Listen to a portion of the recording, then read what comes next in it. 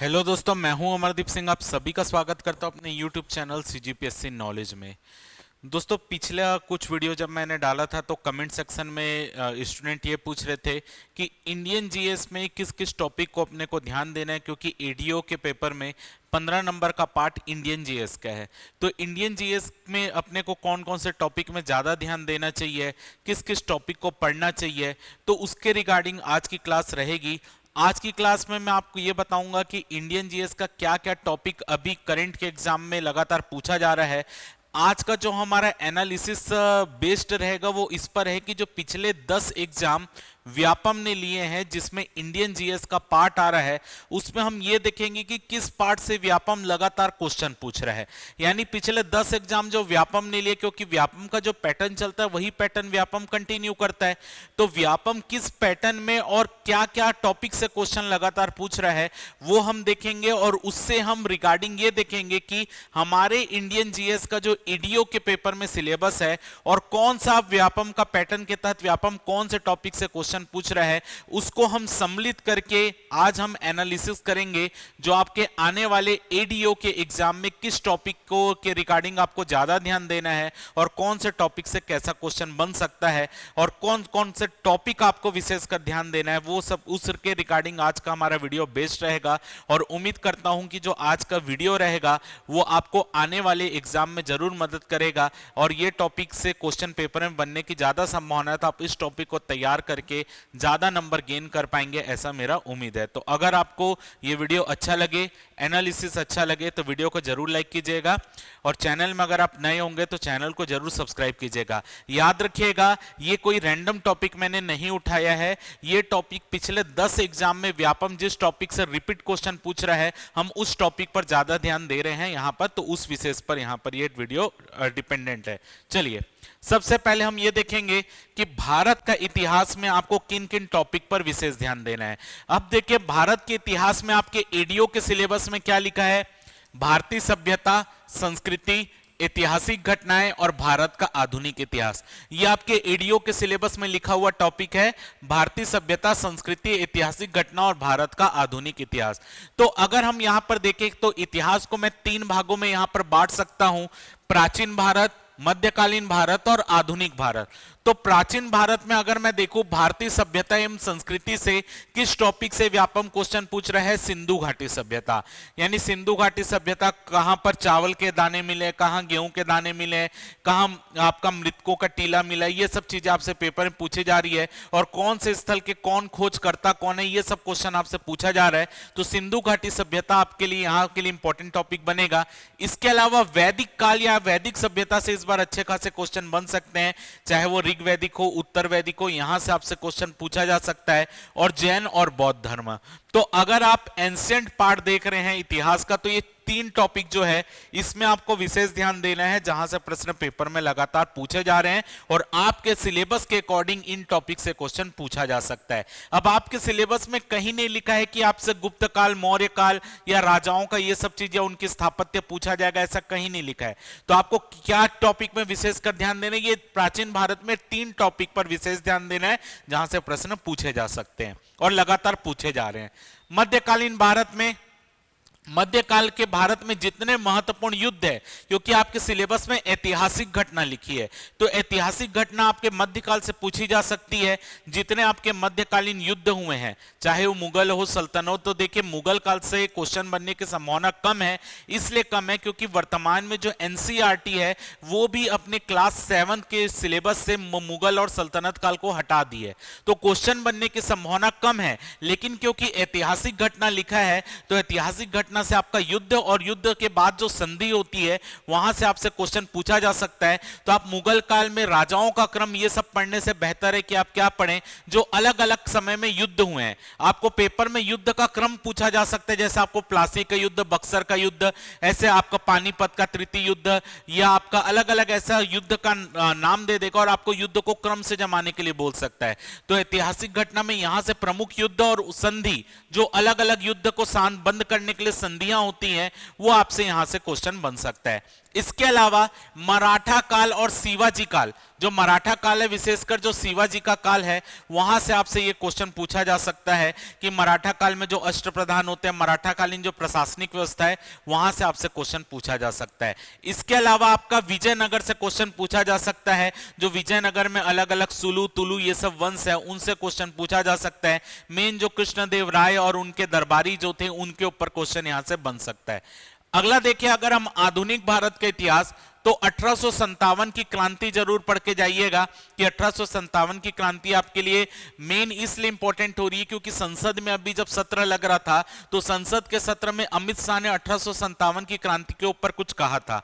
तो 1857 की क्रांति पढ़कर जाइएगा, यहां से आपका नेतृत्वकर्ता या दमनकर्ता इनके ऊपर क्वेश्चन आ सकता है। सामाजिक धार्मिक सुधार आंदोलन, यहां से आपसे विशेषकर जो आपका आर्य समाज है वहां से क्वेश्चन बन सकता है, या ब्रह्म समाज, आर्य समाज, ये सब जितने हैं जैसे स्वामी दयानंद सरस्वती, इनके ऊपर क्वेश्चन लगातार पूछता है, उनकी बुक का नाम लगातार पूछता है। तो धार्मिक सुधार आंदोलन, सामाजिक धार्मिक सुधार आंदोलन, इसको देख लीजिएगा। भारतीय राष्ट्रीय कांग्रेस के प्रमुख अधिवेशन देखिएगा, कहां पहली बार वंदे मातरम गाया गया। सूरत अधिवेशन में नरम दल गरम दल में कांग्रेस बढ़ गया, लखनऊ अधिवेशन में नरम दल कांग्रेस और गरम दल वापस मिल गया। तो कांग्रेस के जितने प्रमुख अधिवेशन हैं और उनके अध्यक्ष कौन थे और वो अधिवेशन का विशेष क्या बात है, वो जरूर देखिएगा, एक आध क्वेश्चन यहां से बन सकता है। अगला देखेंगे, क्रांतिकारी आंदोलन जो 1905 से 1918 के बीच चले हैं, जैसे कि आपने गदर आंदोलन सुना होगा, आपने लाहौर षड्यंत्र केस सुना होगा, दिल्ली षड्यंत्र केस आपने देखा है, काकोरी षड्यंत्र केस, काकोरी जरूर पढ़ के जाइएगा क्योंकि देखिए 1924-25 में काकोरी षड्यंत्र केस हुआ था और अभी 24-25 यानी 100 साल हुआ है, तो आपको काकोरी षड्यंत्र केस, उस समय आपका HSRA बना था, ये सब चीजें आपसे पेपर में पूछी जा सकती है। यानी जिसको 100 वर्ष हो गए हैं, 2024-25 में ऐसी घटना है जिसको 100 वर्ष का समय पूरा हुआ है, वो ऐतिहासिक घटनाएं आपसे पूछी जा सकती है। तो यहां पर क्रांतिकारी आंदोलन जो अलग अलग षड्यंत्र केस हुए हैं, लाहौर षड्यंत्र केस, दिल्ली षड्यंत्र केस, अलीपुर षड्यंत्र केस, ये सब चीज आपसे पूछी जा सकती है। जो अलग अलग इस समय संगठन बने थे, जैसे गदर आंदोलन हुआ है विदेशों में आपका, इसके अलावा आपका बंगाल के क्षेत्र में आंदोलन हुए हैं, तो वो सब चीज क्रांतिकारी आंदोलन में आएगा, ये सब चीज क्वेश्चन पूछे जा सकते हैं। अगला, जलियांवाला बाग हत्याकांड आपसे पूछा जा सकता है क्योंकि अभी जलियांवाला बाग हत्याकांड जो है अभी आप बोल सकते हो कि एक करंट का टॉपिक चल रहा। अभी आपने एक मूवी देखा होगा, केसरी 2 लगा है, वो जलियांवाला बाग हत्याकांड या रॉलेट एक्ट के ऊपर डिपेंडेंट है। तो जो करंट में टॉपिक चलते रहते हैं उससे आपसे पेपर में क्वेश्चन पूछे जा सकते हैं। तो जलियांवाला बाग हत्याकांड एक बार जरूर देख लीजिएगा। गांधी जी के प्रारंभिक सत्याग्रह जैसे चंपारण सत्याग्रह, खेड़ा सत्याग्रह, अहमदाबाद मिल आंदोलन, ये सब जरूर देखेंगे। चंपारण सत्याग्रह का ज्यादा चांस बनता है कि वो आता रहता है पेपर में, और करंट के पेपर में चंपारण सत्याग्रह पूछा भी गया है। तो चंपारण सत्याग्रह पूछा यानी गांधी जी के जो अगले आंदोलन या सत्याग्रह वो भी आपसे पेपर में पूछे जा सकते हैं। तो आपका वो सत्याग्रह गांधी जी के चंपारण, खेड़ा और अहमदाबाद मिल आंदोलन, ये एक बार देखेंगे। इसके अलावा प्रमुख किसान आंदोलन, जितने भी भारत में अलग अलग जगह किसान आंदोलन हुआ है वो आपको देखना है। जो किसान आंदोलन से संबंधित, कृषक से संबंधित जो सभाएं हुई हैं वो आपको देखना है, यहां से पेपर में व्यापम क्वेश्चन पूछता है। प्रमुख जनजातीय आंदोलन, अब देखिए ये जैसे किसान और जनजातीय आंदोलन आपको पूरा नहीं पढ़ना है, केवल आंदोलन कब हुआ, नेतृत्वकर्ता और कहां हुआ, ये 3 चीजें बस पढ़नी है, चाहे वो कृषक हो या जनजाति हो, यहां से आपका वो चीज कवर हो जाएगा। इसके अलावा प्रमुख पुस्तकें, जो अलग अलग आपके साहित्यकारों ने पुस्तक लिखी है इस समय आधुनिक भारत के इतिहास में, जैसे जो स्वतंत्रता आंदोलन में शामिल हुए हैं जितने नेता लोग, उनकी जो पुस्तकें इस समय लिखी गई है वो भी आपके लिए इंपॉर्टेंट है, ये आपको मैचिंग में पूछता रहता है। तो ये इतनी चीजें, ये आपका बेस है। जो पिछले 10 व्यापम ने पेपर लिए जिसमें इंडियन जीएस का पार्ट आ रहा है, उसमें आपको इन टॉपिक से ज्यादा क्वेश्चन पूछा गया है। तो यही चांस है कि यहां से आपको ज्यादा, क्योंकि जो हाईलाइटेड टॉपिक रहता है, जो टॉपिक लगातार पेपर में आता है, जैसे आपने देखा होगा, अभी आपने, अगर मैं एक एग्जांपल दूं कि अभी आपने वो पेपर देखा है बॉयलर इंस्पेक्टर का, भले ही वो सीजीपीएस से ने लिया है, आपको पैटर्न समझना है। देखिए जैसे उसमें आपने स्टेट सर्विस का एग्जाम दिया होगा, तो वहां पर आपने देखा होगा जो जनजातियों में शिकार से संबंधित जितने भी नृत्य होते हैं या शिकारी जो आपका अलग अलग पर्व होते हैं, वो आपके स्टेट सर्विस में पूछा गया। सेम पैटर्न उसी से उठाकर आपका बॉयलर इंस्पेक्टर में भी शिकार से संबंधित क्वेश्चन पूछ लिया गया। तो जो पैटर्न आपका करंट में चलता रहता है, जो पेपर सेटर होते हैं वो करंट पैटर्न के हिसाब से क्वेश्चन देते हैं तो जो करंट में जिन टॉपिक से क्वेश्चन आ रहे हैं वो ये टॉपिक आपके लिए इंपॉर्टेंट टॉपिक बनता है। आपको एक बार इसमें विशेष ध्यान देना है और याद रखिएगा, अगर आप प्रीवियस ईयर के जरूर क्वेश्चन बनाइए, प्रीवियस ईयर के क्वेश्चन आपको इसमें काम आएंगे। ठीक है, आप प्रीवियस ईयर के क्वेश्चन जरूर बना के जाइए। चलिए अगला देखते हैं, यहां पर अगला सब्जेक्ट देख लेते हैं। यहां पर अगला सब्जेक्ट है आपका भारत का भूगोल और पर्यावरण। अगर आप देखेंगे आपके सिलेबस में लिखा हुआ है भारत का भौगोलिक स्वरूप, प्राकृतिक संसाधन, खनिज, प्रमुख उद्योग और पर्यावरण।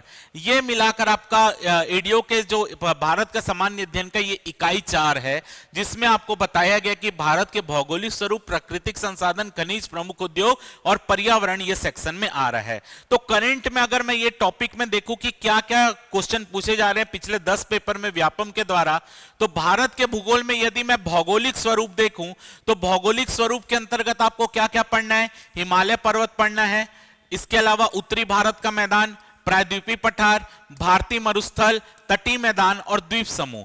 यानी जो भारत के भौगोलिक स्वरूप के अंतर्गत जो आप देखते हैं हिमालय पर्वत, इसके अलावा आपका पठारी क्षेत्र होता है, प्रायद्वीपीय पठार, मरुस्थली क्षेत्र होता है, तटीय मैदान होता है, द्वीप समूह, ये आपको भौगोलिक स्वरूप के अंतर्गत ये टॉपिक को तैयार करना है। आपके सिलेबस में कहीं भी जलवायु, मौसम, ये सब आपके सिलेबस में नहीं लिखा है तो उसमें पढ़ के आप अपना समय खराब मत कीजिएगा। जो सिलेबस लिखा है आप सिलेबस में आप स्टिक रहिएगा कि जो सिलेबस में लिखा है हमको वो टॉपिक तैयार करना है, क्योंकि चीजें बहुत सारी है पढ़ने की। तो ऐसा नहीं कि आप भूगोल निकाल के हर चीज पढ़ रहे हैं। जो आपका सिलेबस लिखा है सिलेबस के हिसाब से ये है। प्राकृतिक संसाधन अगर मैं देखूं तो प्राकृतिक संसाधन में आपको मृदा पढ़ना है, खनिज पढ़ना है, जल संसाधन पढ़ना और वन पढ़ना है। अब जल संसाधन में विशेषकर आपको क्या पढ़ना है? जो सिंचाई परियोजनाएं हैं। अब ये सिंचाई परियोजनाएं क्यों इंपॉर्टेंट है आपके लिए? डैम जो अलग अलग वृहद परियोजनाएं चलती वो क्यों इंपॉर्टेंट है? अगर आपने देखा होगा कि अभी भारत ने सिंधु जल समझौते के तहत जो है पानी रोका है पाकिस्तान जाने में, तो अगर आप जो कश्मीर के क्षेत्र में भारत ने जितनी भी योजनाएं बनाई हुई हैं, डैम बनाए हुए हैं, वो आपके लिए बेहद ज्यादा इंपॉर्टेंट है।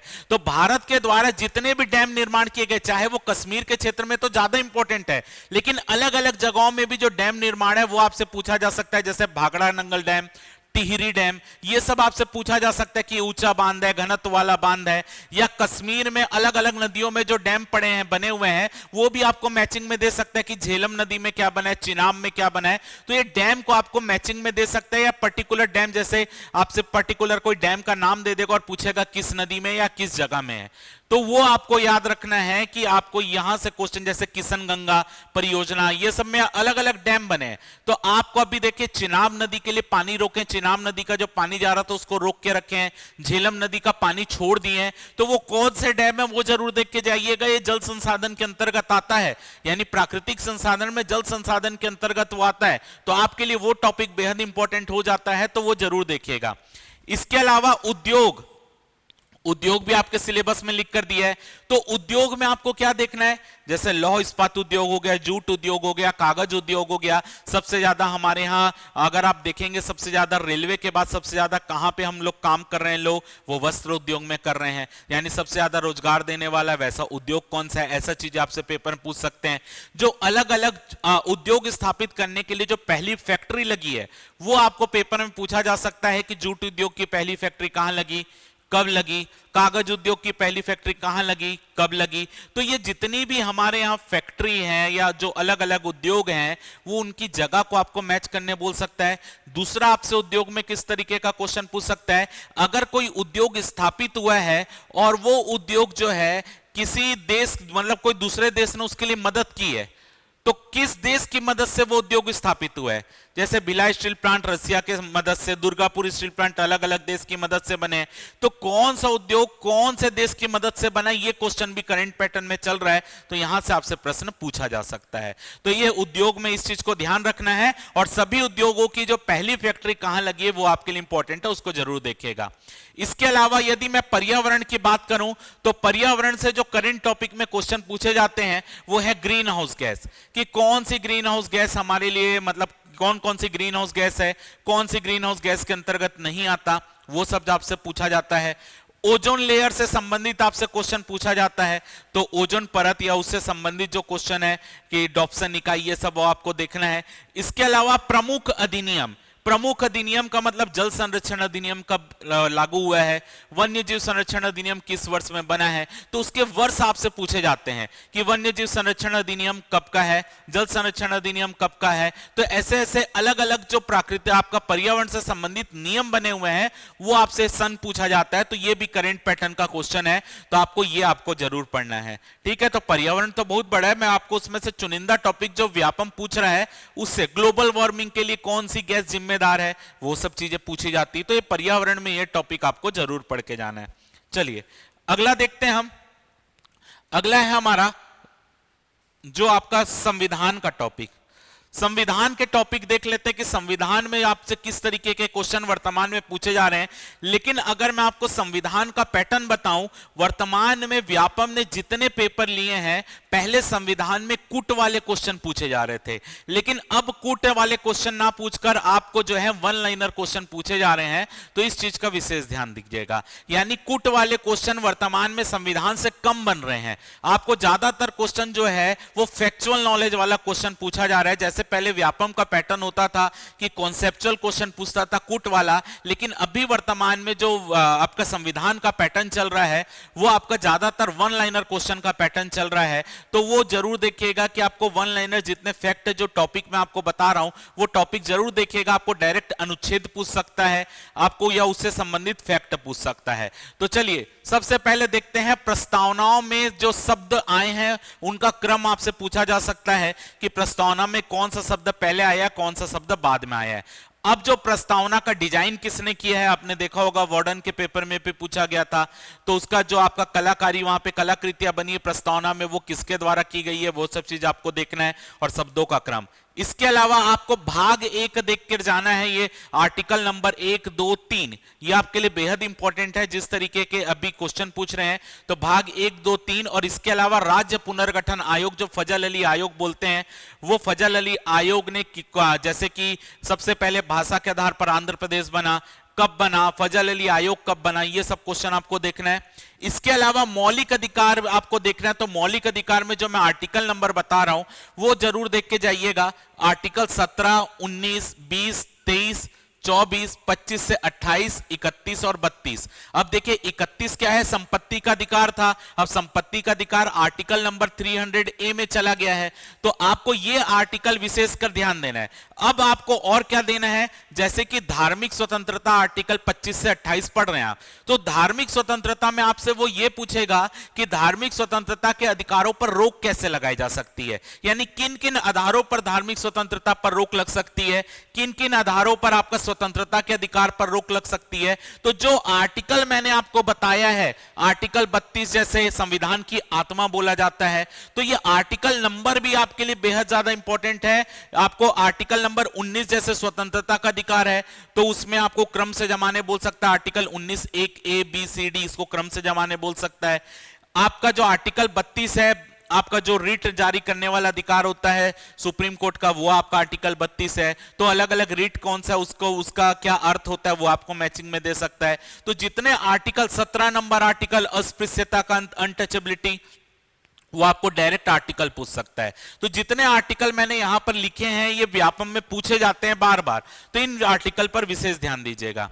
नीति निर्देशक तत्व में ऐसे प्रावधान जो मूल कर्तव्य के जैसे दिखते हैं, ये इसका मतलब क्या है, जैसे आपने देखा होगा कि नीति निर्देशक तत्व और मूल कर्तव्य, जैसे आप देखेंगे पर्यावरण से संबंधित प्रावधान नीति निर्देशक तत्व में भी आता है, मूल कर्तव्य में भी आता है, लेकिन दोनों की शब्दावली में अंतर है।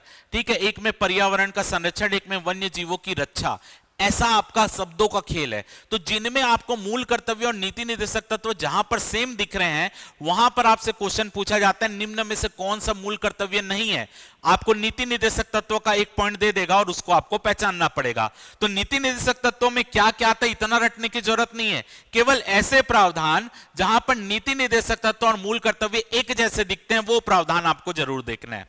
आगे देखेंगे राष्ट्रपति की नियुक्ति और उनको हटाने की प्रक्रिया, यानी राष्ट्रपति की नियुक्ति के लिए कौन कौन वोट देता है और उनको कैसे महाभियोग लाया जा सकता है, वो आपको देखना है। संसद में आपको लोकसभा और राज्यसभा के अध्यक्ष और सभापति को हटाने की प्रक्रिया, अध्यक्ष, उपाध्यक्ष, सभापति, उपसभापति, उपराष्ट्रपति, ये सबको हटाने की प्रक्रिया आपको देखना है। इसके अलावा संसद के संयुक्त अधिवेशन का आर्टिकल 108, संयुक्त अधिवेशन कैसे होता है, कब होता है, वो देखना है। विधेयक के बारे में आपको देखना है, जो धन विधेयक, आपका वित्त विधेयक, विशेषकर धन, वित्त और संविधान संशोधन विधेयक, इनके बारे में जरूर देखना है। वार्षिक वित्तीय विवरण की जो प्रक्रिया की अनुदान की मांग पर कौन वोट दे सकता है, कौन संचित निधि पर भारित व्यय है, ये सब चीजें आपको देखना है, यहां से क्वेश्चन बन सकता है। इसके अलावा ये जो 3 आर्टिकल हैं, ये तो बार बार फेमस आर्टिकल है जिससे व्यापम पीएससी भर भर के क्वेश्चन पूछता है। तो ये 3 आर्टिकल में आपको केवल 74, 75 और 78 नहीं, बल्कि 74 का 1, 2, 3, 75 का 1, 2, 3, 78 का 1, 2, 3, 4, 5, ये आपको ऐसे इनकी उपधाराएं भी याद करके जानी है, क्योंकि अभी पीएससी ने क्वेश्चन पूछा था स्टेट सर्विस में। तो यहां से आपको याद रखना है आर्टिकल 74, 75, 78 मैंने अलग से हाईलाइट किया है। 74, 75 मंत्री परिषद से संबंधित है, 78 प्रधानमंत्री का कर्तव्य होता है जो राष्ट्रपति के प्रति। तो ये सब चीजें आपको ये आर्टिकल अच्छे से देखना है। अब देखो ये आर्टिकल से एक ऐसा भी क्वेश्चन आता है, कौन सा सुमिलित है, उसमें क्या देता है, 74 और 75 के प्रावधानों को मिक्स करके दे देगा और आपसे पूछेगा कौन सा सुमिलित है। तो आपको यहां पर सही कथन की पहचान नहीं करना है, आपको यह बताना है कौन सा कथन सुमिलित है। तो आपको क्या देगा, ऑप्शन 1, 2, 3, 4, 5, मान लेते 4 पॉइंट दिया है। अब उसमें सुमिलित है में क्या करेगा, 1, 2, 3 पॉइंट आर्टिकल नंबर 74 से दे देगा और 4 और 5 पॉइंट आर्टिकल नंबर 75 से दे देगा। अब पूछेगा कौन सा सुमिलित है, तो आपको ऑप्शन देखना पड़ेगा कि 3 का पेयर वाला ऑप्शन दे रहा है या 2 का पेयर वाला ऑप्शन दे रहा है। तो अगर 3 का पेयर वाला ऑप्शन दे रहा होगा तो आर्टिकल 74 वाला आंसर होगा, अगर 2 का पेयर वाला आंसर दे रहा होगा तो आर्टिकल 75 आंसर होगा। तो सुमिलित है का मतलब यहां पर क्वेश्चन में ये 5 पॉइंट सही होंगे, लेकिन सुमिलित है का मतलब वो कौन से आर्टिकल के अंतर्गत जो पेयर बनाया होगा वो आपको ऑप्शन के हिसाब से इसमें बनाना पड़ेगा। तो ये आर्टिकल आपके लिए इंपॉर्टेंट है। इसके अलावा सुप्रीम कोर्ट में आपको यह देखना है कि सुप्रीम कोर्ट में किस तरीके से तदर्थ न्यायाधीशों की नियुक्ति होती है, सेवानिवृत्त न्यायाधीशों की नियुक्ति कैसे होती है, मुख्य न्यायाधीशों का क्रम जरूर पढ़िएगा, क्योंकि अभी सुप्रीम कोर्ट का जो मुख्य न्यायाधीश है वो चेंज हुए हैं। तो मुख्य न्यायाधीश कौन बना है, कौन से क्रम के हैं, इसके पहले वाले कौन थे, पहले मुख्य न्यायाधीश कौन थे, पहली महिला मुख्य न्यायाधीश कौन थी, ये सब चीजें आपसे पेपर में पूछी जा सकती है। सुप्रीम कोर्ट का स्थान बदलना, कि सुप्रीम कोर्ट के स्थान कैसे बदल सकते हैं, अगर दिल्ली से कहीं और लेकर जाना है तो कैसी प्रक्रिया से किया जा सकता है, वो आपसे पेपर में पूछा जाता है। अगला देखते हैं राज्यपाल की नियुक्ति विधेयक से संबंधित उसकी शक्ति। ये पॉइंट तो बेहद ज्यादा अभी आपके पेपर के लिए इंपॉर्टेंट है, क्योंकि आपने देखा होगा अभी सुप्रीम कोर्ट ने एक डिसीजन दिया था। सुप्रीम कोर्ट के डिसीजन में यह बोला गया है कि जो राज्यपाल किसी विधेयक को राष्ट्रपति के लिए आरक्षित करता है तो कितने दिनों के भीतर उसको निर्णय लेना चाहिए, राज्यपाल कितने दिनों तक विधेयक को अपने पास रोक के रख सकता है, यह भी सुप्रीम कोर्ट ने इसमें डिसीजन दिया है। तो यह हाईलाइट पॉइंट है। तो यहां से आपसे राज्यपाल की जो विधेयकों में वीटो शक्ति होती है वो आपसे पेपर में पूछी जा सकती है। इसके अलावा राज्यपाल की विधायी शक्ति आपसे पूछी जाती है, जो अध्यादेश जारी करने की शक्ति, एकमात्र विधायी शक्ति अकॉर्डिंग टू कॉन्स्टिट्यूशन, आपका अध्यादेश जारी करने की शक्ति राज्यपाल की, वो आपसे पूछी जा सकती है। विधानसभा के अध्यक्ष और उपाध्यक्ष को हटाने की प्रक्रिया आपसे पूछी जा सकती है।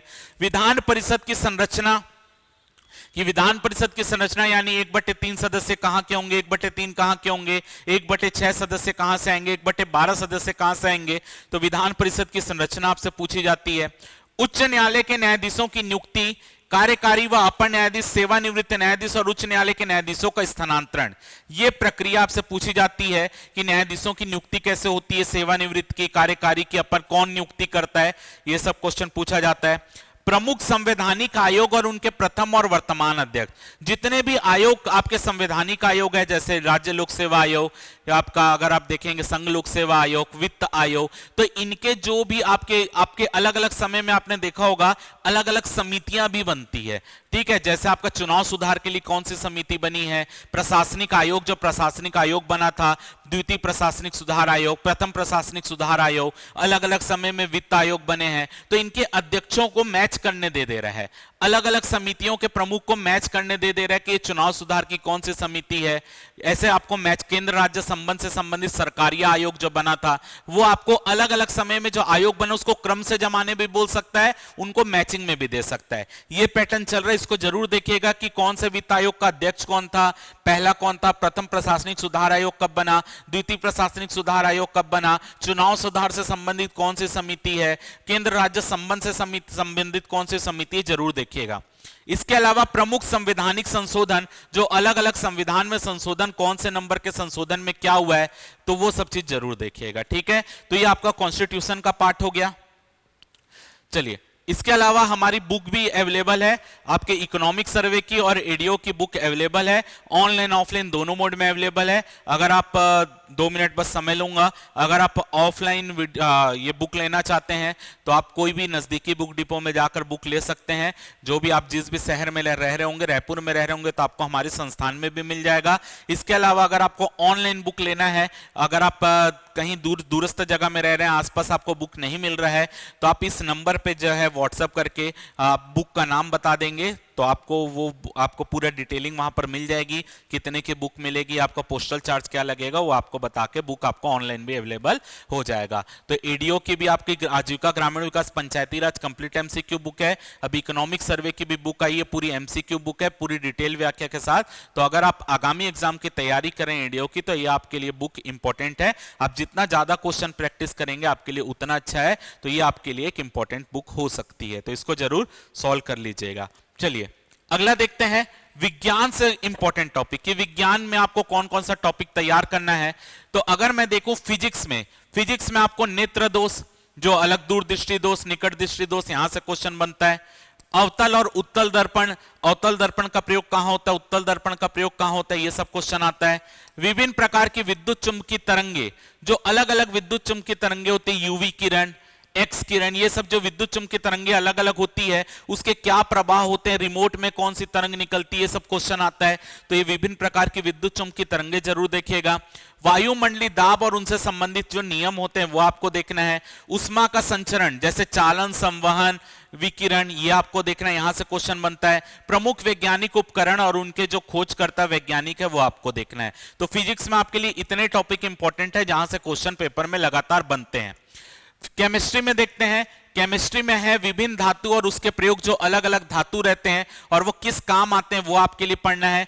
मिश्र धातु आपको पढ़ना है कि कौन मिश्र धातु, यानी दो अलग अलग धातु से मिलकर बनी है, तो कौन सी मिश्र धातु किससे मिलकर बनी है, उसका जो कॉम्बिनेशन होता है वो आपसे पेपर में पूछा जाता है।